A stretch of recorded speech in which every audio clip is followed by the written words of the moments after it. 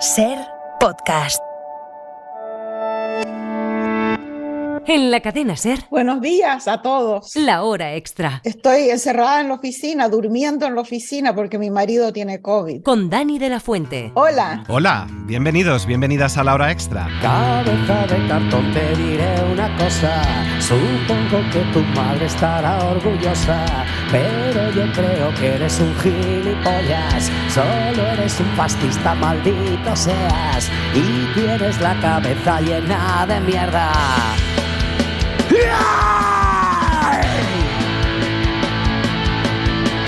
Para que sobrevivan tus privilegios hay que buscar culpables que no puedan defenderse. El asesino se hace la víctima. Necesitamos seguridad. Hay que olvidar a los viejos, renegar de los enfermos, odiar al diferente, expulsar al extranjero, barrer a los mendigos, eliminar a los malados, aborrecer al débil, obedecer al dinero. Este es el plan para tener bien controlados a los borregos. Violencia, y tú me hablas de violencia. Violencia, y tú me hablas de acabar con la violencia. ¿Cómo acabar con la violencia? ¿Cuándo dejará el hombre de ser un lobo para el hombre? Le hemos preguntado esta semana a Isabel Allende. Cuando se termine el patriarcado. Y ese es el objetivo final de la evolución por la que vamos, yo creo. Ahora, nos hemos demorado mucho más de lo que yo pensé, pero para allá vamos. Tenemos que reemplazar el patriarcado por un sistema mucho más humano y más inclusivo que el que tenemos. Tarea complicada. La chilena, la escritora viva más leída y traducida en español, se confiesa más esperanzada por los avances del feminismo y más preocupada por el avance del extremismo. Y la amenaza del fascismo y del autoritarismo y la vuelta a la derecha extrema también. Estamos muy polarizados, hay mucho racismo, mucho temor de los blancos, del cuento de la supremacía blanca y todo eso. Pero en los años de mi vida he visto que hay más democracia, hay más educación, información, conexión. Mira, yo tengo 80 años y en la trayectoria de mi vida he visto cambios positivos. Cuando yo nací, el feminismo, nadie hablaba de feminismo. Por muchos años, ser feminista era un insulto. Y ahora es parte de la sociedad, es parte de la paridad de género, es algo totalmente aceptado por las generaciones jóvenes. Entonces yo creo que vamos avanzando lentamente, pero para allá vamos. Ahora hay retrocesos tremendos. De repente sucede algo como el Talibán en Afganistán y en 24 horas mujeres que eran médicos, abogados, tienen que encerrarse en sus casas con una burka. Al final del programa hablaremos de Afganistán y de los talibanes. Antes, El viento conoce mi nombre, la nueva novela de Isabel Allende. Isabel, eres la flor más perfumada. Había en el aire un anticipo de desgracia. Desde temprano, un viento de incertidumbre barría las calles, silbando entre los edificios, introduciéndose por los resquicios de puertas y ventanas. Es el invierno que ya está aquí, murmuró Rudolf Adler. Así suena El viento conoce mi nombre, una novela que transcurre en tiempos separados. Dos historias conectadas por la migración, el desarraigo, por las separaciones forzosas en la frontera, la deshumanización. Eso, hay una crisis humanitaria. Es muy difícil explicar hasta qué punto es de trágico. La situación es muy mala. Ahora, ¿cuál es la solución? Cómo sobrevivir a la violencia sin dejar de soñar, sin perder la esperanza. Sara Canals, nuestra corresponsal en Estados Unidos, ha conversado de todo ello con Isabel Allende. Isabel.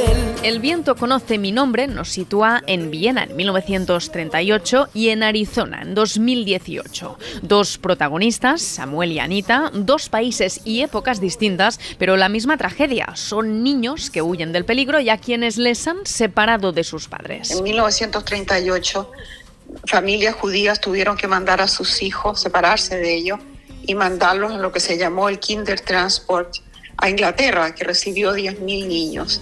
Esos niños, 90% de ellos, nunca volvieron a ver a su familia, la perdieron para siempre. De esta desgracia surge el personaje de Samuel, un niño de 5 años, pero lo que realmente inspiró a Isabel Allende a escribir este relato fue la crisis migratoria en la frontera sur de Estados Unidos. Cuando en tiempos de Trump aquí hubo la política de separar a las familias que venían a pedir asilo, como una forma de tratar de que no vinieran,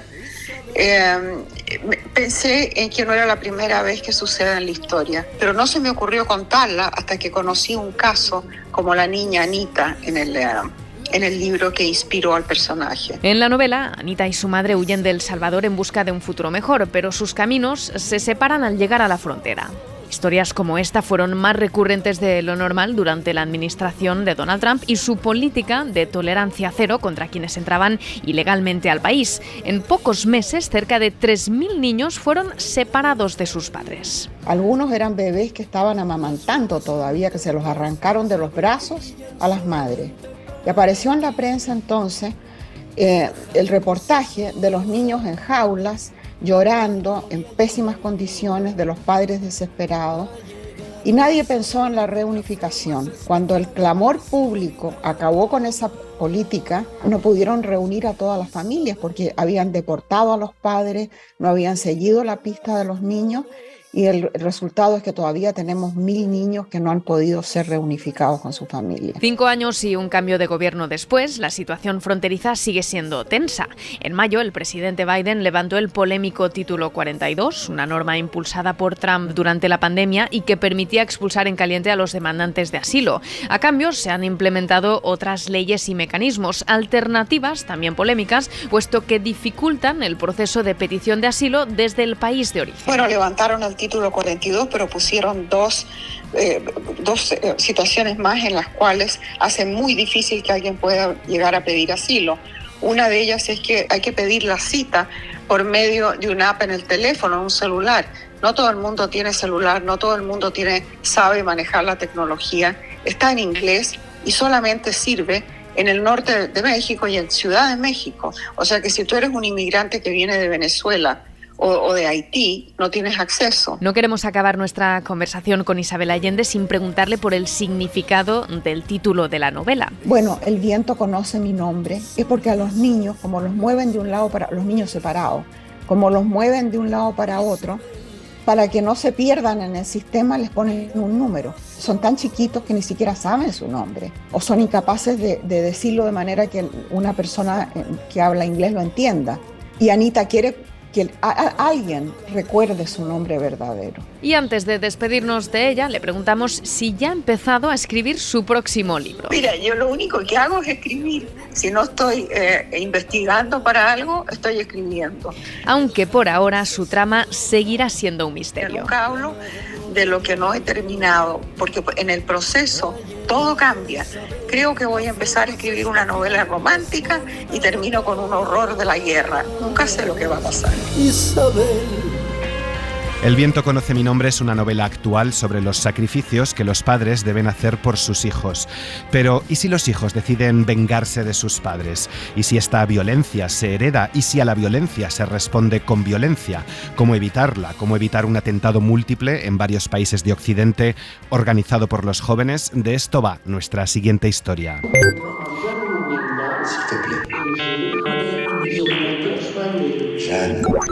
Sergio Peris Mencheta, qué bueno tenerte de nuevo en La Hora Extra. ¿Cómo estás? Muy bien. Estuviste con nosotros hace poco más de un año presentando Ladies Football Club. Ajá. Y ahora estás aquí por Cielos, de Wajdi Mouawad, último gran estreno de la temporada en La Abadía.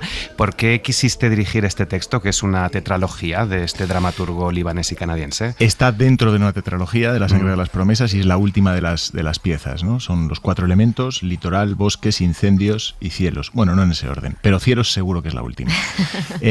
Bueno, descubro el texto en Barcelona, en versión de Oriol Broggi, con La Perla. Suelo ver lo que hace Broggi, suelo ver lo que hace Julio Manrique. En este caso no estaba Julio, pero son referentes para mí. Lo vi hace muchísimos años, pues creo que en 2014, casi 10 años. Y el día siguiente me puse a traducir el texto. Sí, lo vi en catalán además, me enteré del 60% y aún así me fascinó el texto. Conocía incendios, conocía litoral, no conocía cielos ni bosques. Y me dije en su momento, pues algún día a lo mejor hago esto, a lo mejor soy lo suficientemente maduro y mayor como para hacer esto. Ahora que ya tengo 150 años, cuando Mayorga me plantea hacer algo en la abadía, que es la primera vez que se me plantea hacer nada en la abadía, digo, no puedo desaprovechar esta oportunidad, y le propongo Muawad y me recibe con los brazos abiertos. Dice textualmente, este miembro de la Real Academia, me pone mucho Peris Mencheta más Muawad, la ecuación me pone. Y nada, y aquí estamos, un año después. Esto fue hace un año y algo. Él vino a ver Ladies Football Club precisamente ahí a los teatros del canal, y en la misma sala subió a la cabina y me dijo, tengo un hueco para ti, proponme algo. Y aquí estamos. O sea, Villeneuve adaptó Incendis, tu cielos. O sea, Villeneuve, cuidado. Que Dune 3 igual tenemos a Peris Mencheta. Bueno, la obra cuenta el trabajo contrarreloj de un grupo de criptógrafos, traductores, de investigadores, para salvar o impedir un atentado terrorista múltiple. Hay muchas reflexiones que salen en este casi thriller a contrarreloj, o que empieza como un thriller a contrarreloj. La primera es pues esas tragedias que se ciernen sobre la sociedad, que cada semana tenemos una nueva, ¿no? Sí, tragedias. Bueno, dicen que Muawad es el Sófocles del siglo XXI, ¿no? A diferencia de las tragedias griegas, los que provocan las tragedias no son los dioses, sino que somos nosotros mismos, ¿no? La obra está escrita en 2000, no sé, bueno, él tarda mucho tiempo en escribir las obras, ¿no? Puede ser un proceso de 3 o 4 años. Y es muy apasionante. Os recomiendo, si podéis ver alguna entrevista, cómo desgrana cómo va escribiendo las obras en el metro, con un bloc de notas. Es fascinante. En cualquier caso, esta obra se estrena en 2009 para cerrar precisamente la tetralogía en Aviñón. Y ya en 2009 hablaba de cosas que están pasando hoy. Primero, cosas que ya pasaban en 2009, pero cosas que no pasaban en 2009 y hoy sí pasan, ¿no? Como por ejemplo, así a bote pronto, la juventud atentando contra el arte, ¿no? Pero luego además toda la tecnología que implica la narrativa de Cielos, que es en eso se diferencia mucho de las otras 3 obras de La sangre de las promesas. En mucha de esa tecnología yo en 2009 ni había oído hablar de ella, o sea, me parecía como ciencia ficción.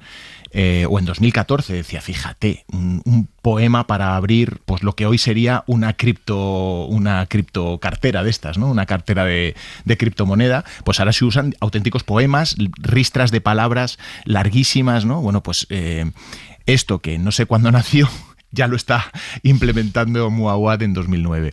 Y evidentemente hablar de la herencia de nuestros padres, de nuestros abuelos, como siempre, pero como siempre en el caso de Muawad, pero esta vez muy enfocado en la relación paterno-filial, ¿no? Como el hijo, digamos, vamos a decir que se venga del padre, en el sentido más metafórico, por la herencia de todas las guerras en las que de alguna manera ha implicado a ese hijo, ¿no? Lo que parece que no nos va a salvar es ni la cultura, ni la belleza, ni la poesía, según he leído. Eso por lo menos no va a impedir un atentado. No sé si estás de acuerdo o si al final son las letras y la palabra, que en este texto se reivindica mucho el valor de la palabra, lo que nos va a salvar en vez de tanta seguridad. Es bonito pensar que precisamente esta obra está escrita para que así sea, ¿no?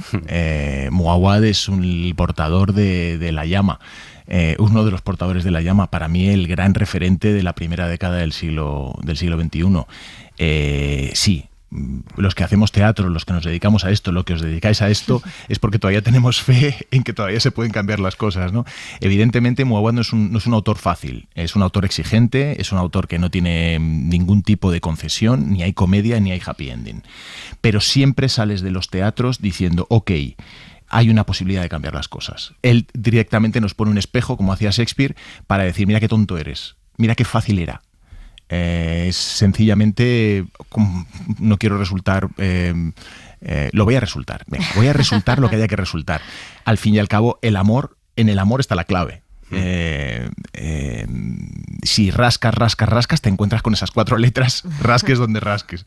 Bueno, pues Muawad es un portador de esa llama amorosa y bueno, nosotros humildemente hemos tratado de coger el relevo de esta Olimpiada y tratar de llevarlo a la abadía y tratar de poner luz sobre lo que nos está pasando hoy, sobre el presente que estamos viviendo, desde lo más doméstico hasta lo más macro societal. Vamos. Y en esto que decías del amor, sí que hay una cosa en común, porque los textos que habéis creado, que habéis levantado en Barco Pirata, muchos de ellos también tienen muchos han sido sobre tragedias de nuestro tiempo, de un tiempo semipasado, ¿no? Uh-huh. Pero todos tienen el amor, si vas quitando las capas, como la pulsión de muchos de sus textos. Los últimos que hemos hecho no solo tienen conexión con el amor, bueno, vamos a decir que el amor está en la base de todo, pero todos tienen en una capa superior el tema de la memoria.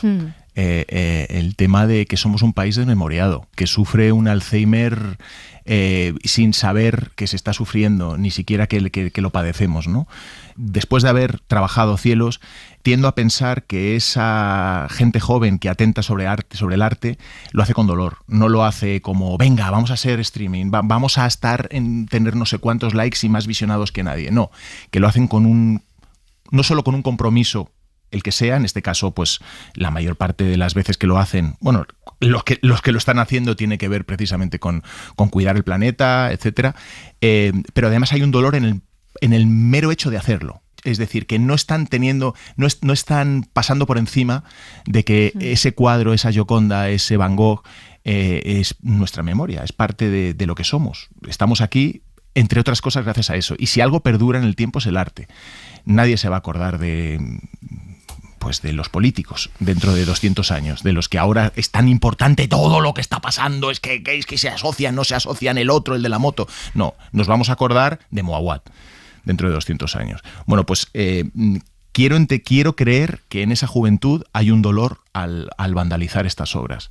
Y creo que es el mensaje que traslada de alguna manera Wasni. A propósito del arte y de la memoria, nuevos seres ocuparán nuestro lugar, seres mejores que nosotros nos olvidarán. No sé si... Esto es exactamente lo que vengo de decir, ¿no?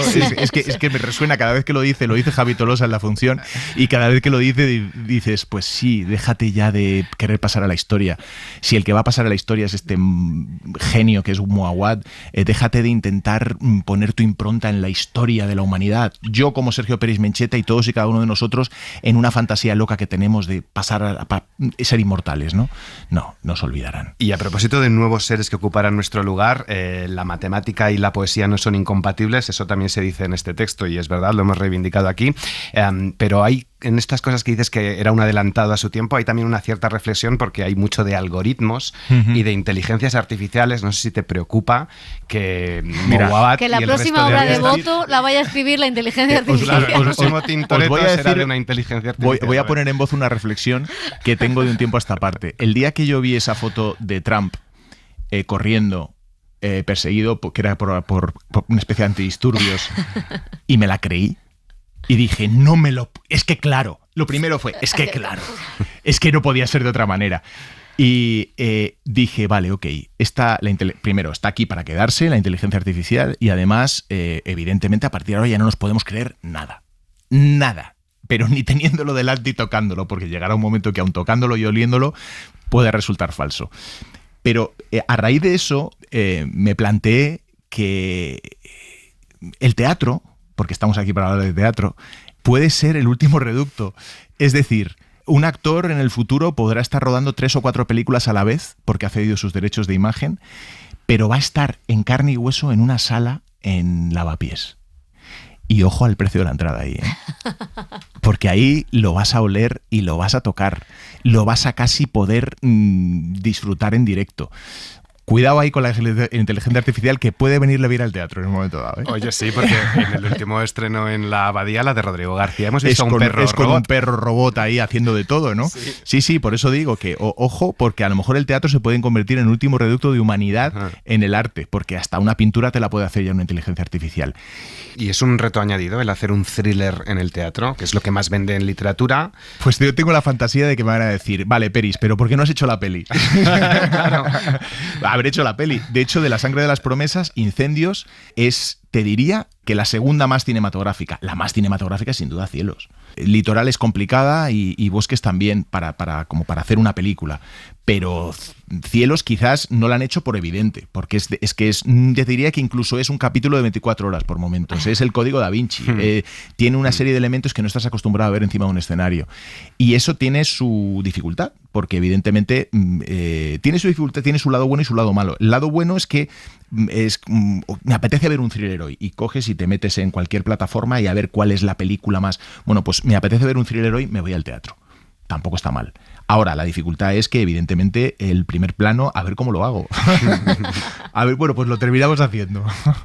Sobre la violencia, y hay una reflexión también sobre la violencia de Estado. No sé si el poder, al final, hagas lo que hagas, acaba tiñéndote las manos de sangre. Bueno, el mito de Cassandra. Al final, el tener la solución no es sinónimo de encontrarla. Es decir, uno puede tener la solución pero no ser escuchado o no ser entendido. Y de esto habla. Esto es uno de las capas que tiene la obra, ¿no? Yo puedo ser el mejor científico del mundo y haber descubierto la cura contra lo que fuere, pero si el gobierno está sometido al Big Pharma, el gobierno no va a hacer ni puñetero caso. De esto habla también Cielos. Es decir, aquí hay un atentado a nivel mundial, como has planteado desde el principio, pero digamos que el tipo que tiene la solución tiene el hechizo de Apolo y le han escupido en la boca y todo lo que sale por su boca no es creíble, ¿no? Y al final, pues la cosa bien, os lo digo ya, no acaba. Y decías también sobre la memoria histórica, o sea, hacéis una obra que reflexiona sobre la memoria histórica desde un lugar muy concreto y casualmente es el año en el que el relato sobre la memoria histórica empieza a cambiar, o parece que empieza a cambiar, ¿no? Cuelgamuros. Ojalá sea así, sí, Cuelgamuros. O sea, que al final eso también influye, ¿no? Que abráis un debate. Sí, a pesar de las hostias que se llevan los primeros que deciden abrir el debate, ahí está también el caso de Irene Montero, que se ha podido comer más hostias. Quizás en un futuro se aprecie un poquito más los ovarios que ha tenido esta mujer para estar en ese hemiciclo diciendo las cosas que estaba diciendo sin temblarle el pulso y con toda la emoción. Las dos cosas. Tengo la sensación de un tiempo a esta parte de que ese tipo de cosas están empezando gracias a que hay gente que se atreve a poder llorar en público y poder defender las cosas con amor y con rabia y con todo, sin faltar al respeto, sin estar por encima del bien y del mal, etcétera, etcétera. Pasitos yo creo que sí que estamos dando, y tienen mucho que ver en esto los avances que estamos haciendo en temas de memoria. Pero sin ir más lejos, ayer o antes de ayer, esta semana pasada, Olga Rodríguez, la periodista, ha estado en Argentina, están en Argentina haciendo Una noche sin luna, lo van a estrenar la semana que viene, todo vendido, por cierto, todo vendido, 6 días en el San Martín. Toma ya ahí un poquito de spam. Bueno, pues se le ha hecho mucho más caso en Argentina con los desaparecidos de Villalpando que de lo que se le ha hecho aquí. Entonces, bueno, lo importante es ir dando pasos. ¿Estamos en el momento de hablar de esto? Siempre es el momento de hablar de esto, por desgracia. Pues Sergio Pérez Mencheta, muchísimas gracias. Gracias a vosotros, ha sido un placer, como siempre. La hora extra. Es un hecho que los atentados terroristas de los últimos 15 años han sido obra de activistas islámicos, se dice en Cielos, sin ánimo de ofender a nuestros amigos africanos e islámicos. Contra la radicalización de los jóvenes acaba de publicar un cómic Jeremy Dre, El día que conocí a Bin Laden, con Garwix Books. Nos cuenta la historia real de 2 jóvenes de Lyon que, buscando aventuras y sin darse cuenta, acaban en Afganistán en el año 2001 en un campo de entrenamiento de Al-Qaeda donde se encuentran con Osama Bin Laden. Jeremy Dre ha hablado con ellos y Carlos Guerrero ha hablado con él.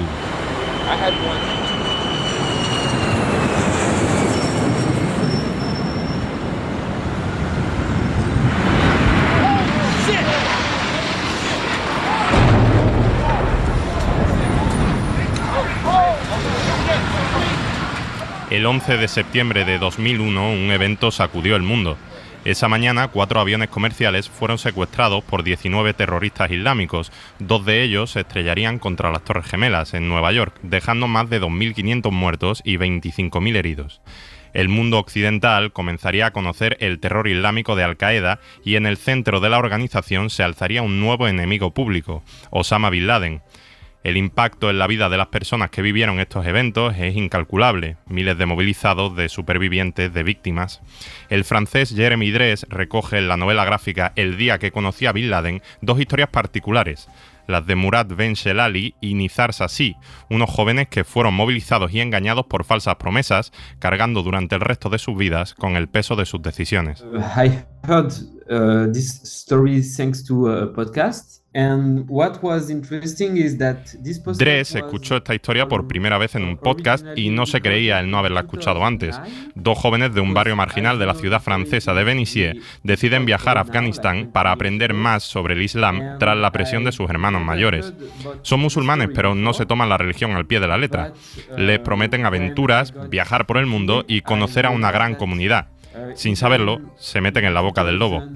Their story, it was in Afghanistan, but it looks so the same as the stories that happened in Syria. Su historia se da en Afganistán, pero es igual a las que se dan hoy en Siria. Cientos de jóvenes franceses se desplazan todos los años para participar en la yihad junto a grupos islamistas.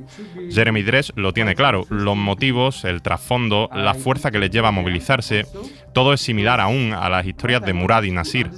Precisamente Murad se lleva dedicando a dar charlas en colegios para concienciar desde que pudo regresar a su país, no sin encontrar resistencia. I could say that a lot of schools begin to be a bit scared to invite him. Desde el asesinato de Samuel Paty en 2020, el profesor de secundaria decapitado a las afueras de París, los colegios temen invitarlo a las charlas. Si buscas su nombre en Google, aparece en mayúscula, Murad Ben Shelali, exyihadista. Quitarse la etiqueta ha sido un trabajo imposible en una Francia que es incapaz de olvidar el horror del terrorismo islámico, aunque los dos jóvenes que aceptan el peso de sus decisiones también se sienten víctimas en el proceso. It's still really present, you know. And every time if there is, I don't know, killing somewhere, we will first think that it is a terrorist. Sigue muy presente en la mente de los franceses. La guerra del terror deja mellas no solo en las víctimas, sino en las personas que ven cómo sus vidas empiezan a regirse lentamente por el miedo. Este miedo, este odio, nace del rechazo a los que son diferentes. El día que conocí a Bin Laden es un relato fidedigno de las experiencias de sus protagonistas, una historia de investigación y acercamiento. Pero sobre todo es una obra de concienciación, para que el terror del pasado no vuelva a decidir nuestro futuro. Jóvenes, memoria y suicidio, otro de los asuntos en Cielos, porque uno de los personajes se quita la vida. Sobre el suicidio, un dato que hemos conocido esta semana. Eduardo Fonseca es el investigador principal del estudio SICE, el mayor sobre salud mental realizado entre nuestros escolares. ¿Has deseado estar muerto en los últimos 6 meses o lo has pensado alguna vez? Un 20% indica, 21% aproximadamente, indica que en algún momento de esos últimos 6 meses lo ha deseado, ¿no? Pero fijaros que aproximadamente un 9% ha comentado a alguien que quiere quitarse la vida y un 5% aproximadamente ha intentado quitarse la vida en los últimos 6 meses. El teatro da cuenta de esta terrible realidad. En cartelera coinciden estos días Harakiri en el CDN y Psicosis 4.48 en el Español. Un monólogo, esta última obra, protagonizado por Natalia Huarte y dirigido por la bailarina y coreógrafa Luz Arcas, que debuta en la dirección teatral con este texto de Sarah Kane, escrito hace 25 años, y que nos enfrenta a la realidad de la depresión, al estado psicótico, al desamor y a la inadaptación social. Es curioso, ¿no?, cuando de repente una autora escribe este texto en 1999 y de pronto lo lees hoy y te conmociona, ¿no? Y te emociona igual o más fuerte. Creo que es algo que fue una pionera. Se adelantó a su tiempo bastante, yo creo. Sara, de hecho, por eso fue bastante incomprendida, creo que cuando estrenaba sus obras.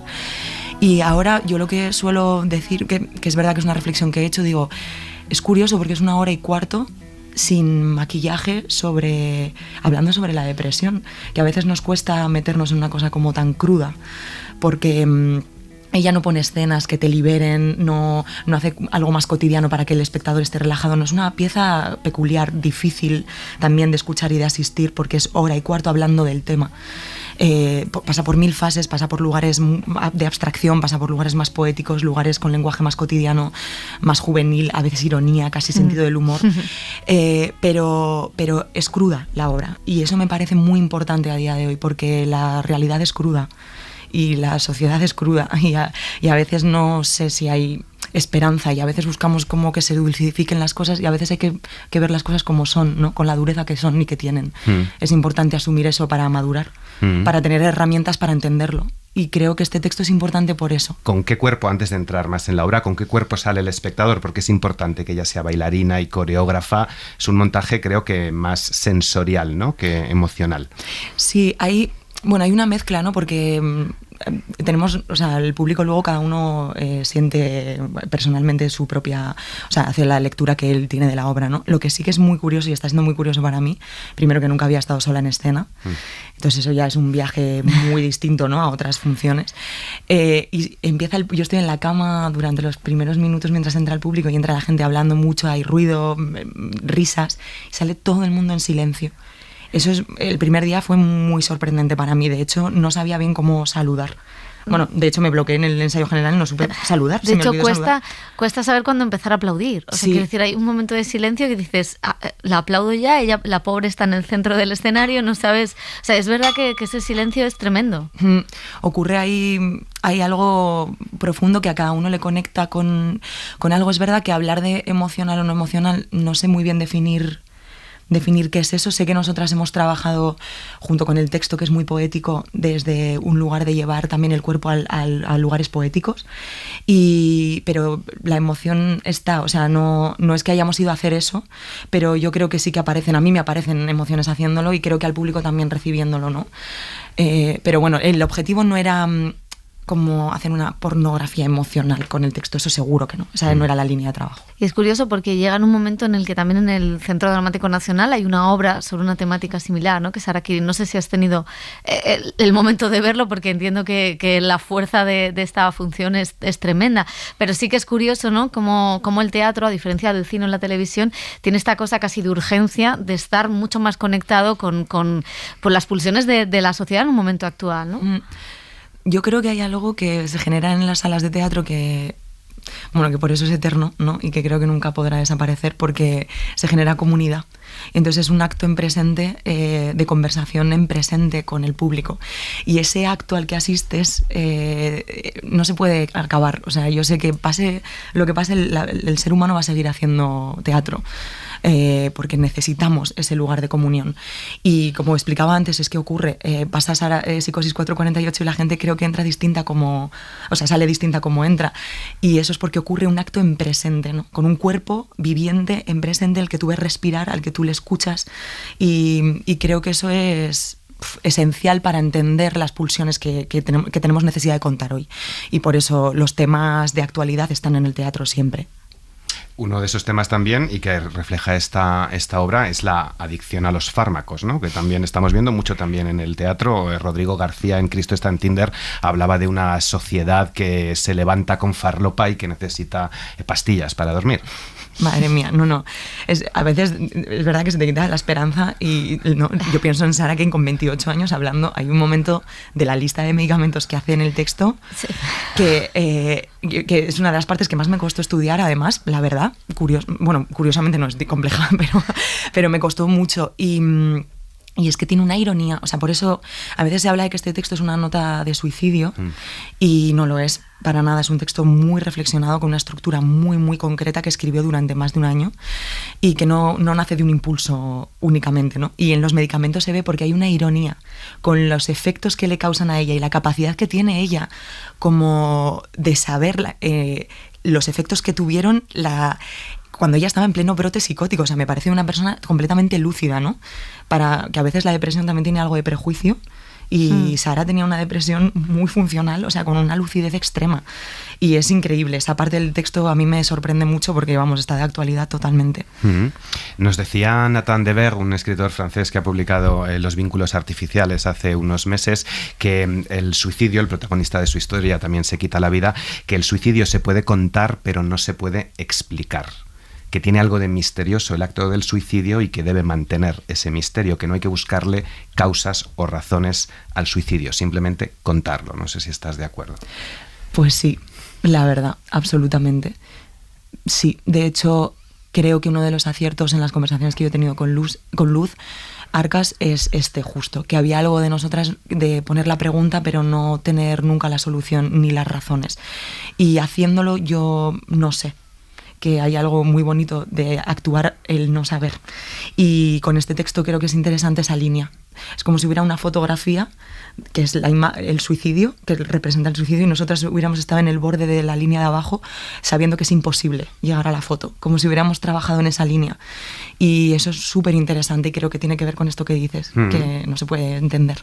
¿Estás tú sola en el escenario? Yo no la he visto, Pepa la ha visto ya. Cuéntame un poquito más cómo juega el cambio de luces, de color, cómo avanza la escenografía. Bueno, el trabajo... Luz tuvo una intuición primera muy al principio sobre que quería que yo estuviera alrededor de 20-30 minutos en la cama. Yo me asusté un poco cuando me lo contó la primera vez, la verdad, dije, en una cama 30 minutos de una función, wow. Y efectivamente estoy 30 minutos en una cama. Entonces es curiosa la intuición que tenía ya como muy clara desde el principio. Y ahí juega un papel importantísimo la luz de Jorge Colomer, el diseño de sonido que ha hecho Pablo Contreras, junto con Adrián Fulques, que es el que compone toda la música. Pero yo tengo micrófonos, entonces me permite trabajar desde un lugar que al espectador también le llega algo muy de experiencia sensorial, donde te metes totalmente como en lo que está pasándole en presente al personaje, ¿no? Las luces son prácticamente muy oscuras al principio, se van abriendo poco a poco, lo que hace también que vayas como entrando en un lugar más de madurez de esa cabeza.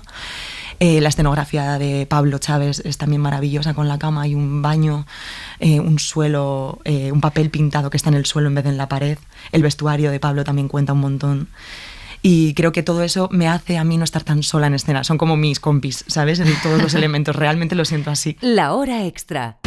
Lo comentábamos con Sergio Peris Mencheta, el thriller, la novela negra, policíaca, es lo más vendido, eso y el boom de la literatura infantil y juvenil. Nuestro siguiente invitado conoce los dos terrenos. Roberto Santiago, exitoso autor de libros infantiles y juveniles, debutó en la literatura para adultos con el thriller judicial Ana, que tiene adaptación televisiva. Ana, no te llamaría si no fuera grave.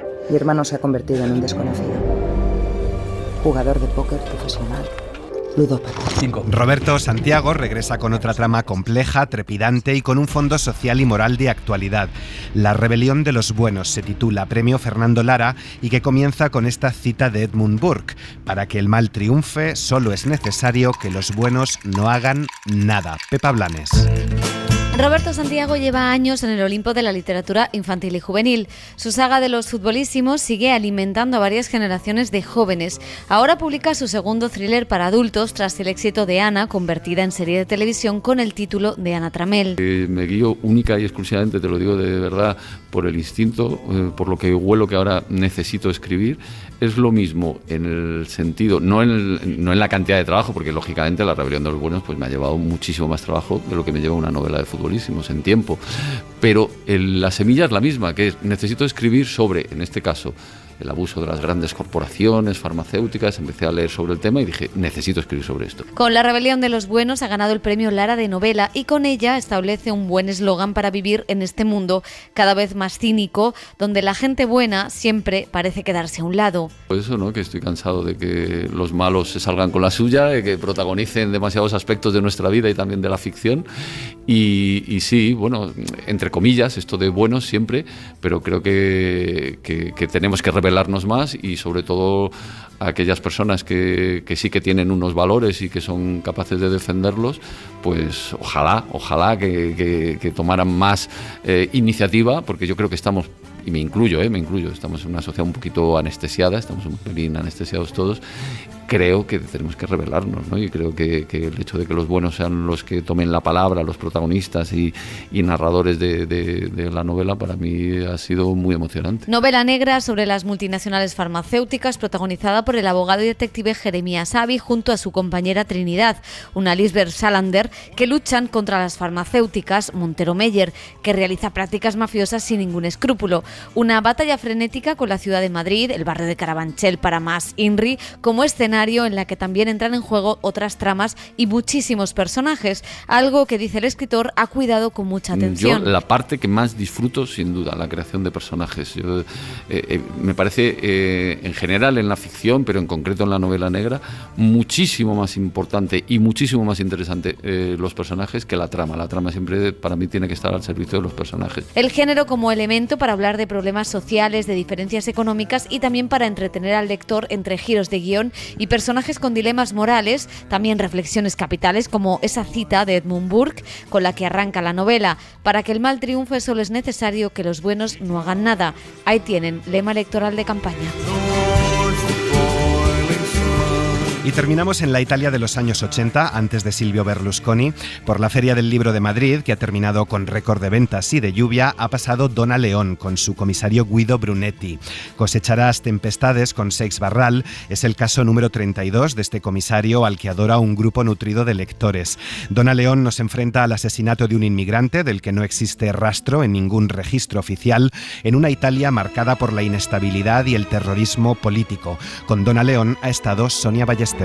Muerte en la Fenice, el primer caso del comisario Brunetti, se publicó en 1993. 30 años después, Donna León presenta Cosecharás tempestades, caso 32. Y a la autora le sigue interesando su comisario porque es, nos dice, cómo convivir con una persona a la que cada día conoces mejor. Y cada día se parece más a ti, podríamos añadir, porque Brunetti y León tienen unas cuantas cosas en común. We read the same thing.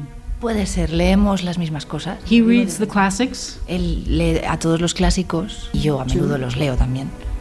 Thinks about his life. A menudo él piensa en su vida y en lo que hace. No piensa en ver la televisión, no piensa en la política. Él tiene los pensamientos de un intelectual. But he's a policeman. En cambio es un policía. Un inspector de policía veneciano al que le gusta su ciudad, el arte, la música y la belleza. Donna León, cumplidos los 80, sigue escribiendo un caso de Brunetti todos los años. La entrega 33 ya está en marcha. Le pedimos la receta. I come of a generation of workers. Yo vengo de una generación de gente trabajadora. You go to school and you study. Vas a la escuela y estudias. You get a job and you work. Tienes un trabajo y trabajas. You do your job. Haces tu trabajo. Y esa generación de la que viene le ha dado el apellido León, tan castellano, y es que uno de sus abuelos era leonés. Donna es fruto de la inmigración, como una inmensa mayoría de estadounidenses. Generation of my grandparents. La generación de mis abuelos.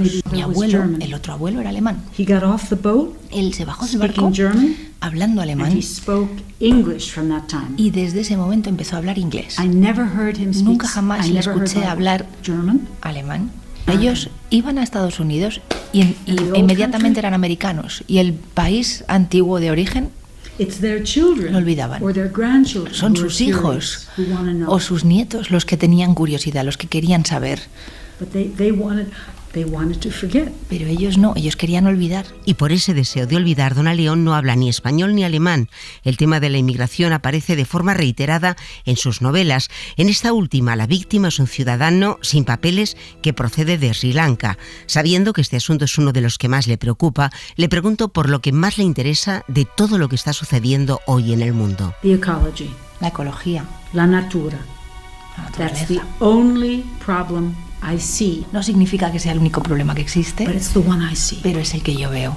Estamos en una situación loquísima en la que todo el mundo está de acuerdo que estamos ante un problema gravísimo y que nos están matando con el aire, con el agua, con los plásticos, con la temperatura. Por mucho que le guste la literatura, la auténtica pasión de Donna León es la ópera. Nos cuenta que colabora con la orquesta Il Pomodoro y nos recomienda escuchar una de las arias más bellas que recuerda. Teodora.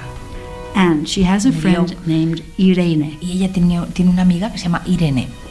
Irene canta una aria. As Rosie steps. Habla de la llegada de la luz al día. And it is one of the most beautiful things I've ever heard y es in my life. Una de las cosas más bellas que he escuchado jamás.